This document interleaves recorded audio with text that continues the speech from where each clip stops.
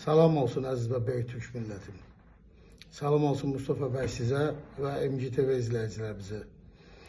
Demək, bugünkü konumuz yenə də Kuzey Kipris Türk Cümhuriyyətidir.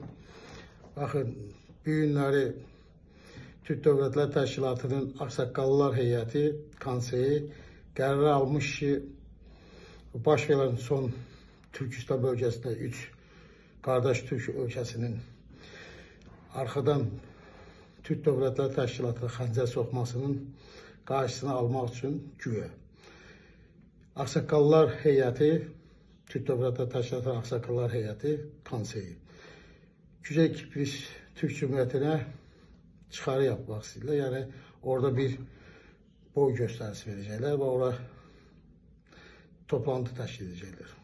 Əvvəla onu da deyim ki,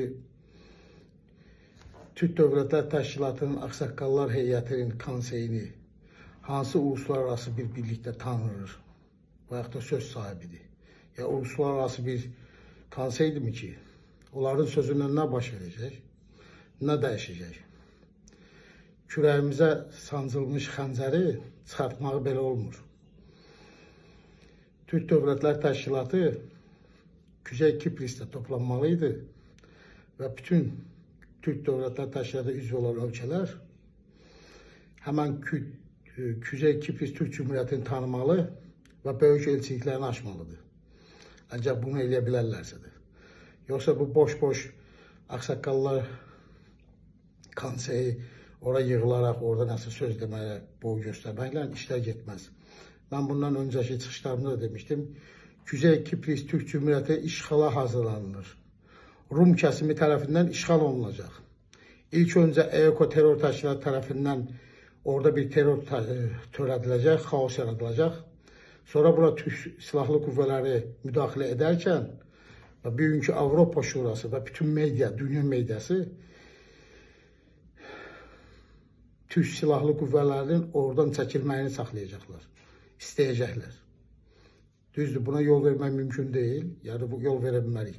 Və son zamanlarda bəzi CHP-çilər, bəzi Türk düşmənləri var. Onlar Türk Müqavimət Təşkilatını, Kuzey Kiprisdə olan fədailərin, şəhidlərin Türk Müqavimət Təşkilatını terrorist kimi və işğalçı kimi göstərməkləri bunlara Türkiyə Cümhuriyyətinin səssiz qalması və bunların cəzasını verməməsi məni çox maraqlandırır. Kuzey Kipris Türk Cümhuriyyətinin bu günlərə gəlib çıxmağı açıq demək lazımdır. AK Parti iktidarının və Dışişləri Bakanlığının Kuzey Kipris Türk Cümhuriyyətinin yalnız qoymağı və yanlış politikasıdır. İlk öncə bu işlər başladı. Allah rəhmət eləsin, Rauf Denktaşın kənara itələnməsindən. Bunu açıq demək lazımdır. Və bu günlərə də gəldi, çıxdı. Kuzey Kipris Türk Cümhuriyyətinə qarşı Rum kəsimi tərəfdən işğal planı var. Və bu günlərdə bunu açıq-açıq dilə gətirirlər. Paskallarında da, keşişləri də, dövlət adamları da. Buna çox ciddi yanaşmaq lazımdır. Yoxsa Ağsaqqallar heyəti gedəcək, orada dəstəkləyəcək, söz edəcək. Bir şey ki, Ağsaqqallar konseyinin başında Binəli Yıldırım durur.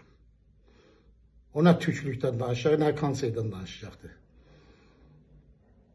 Allaha amanət olun. Nə mutlu Türküm deyənə.